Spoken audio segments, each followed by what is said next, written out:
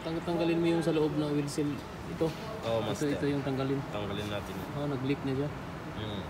Leak na.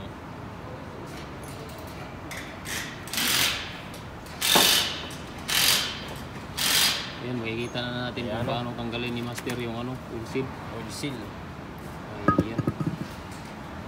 Ayan.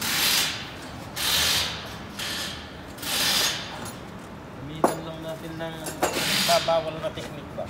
Ayun. Ayan na. Pinukpok lang.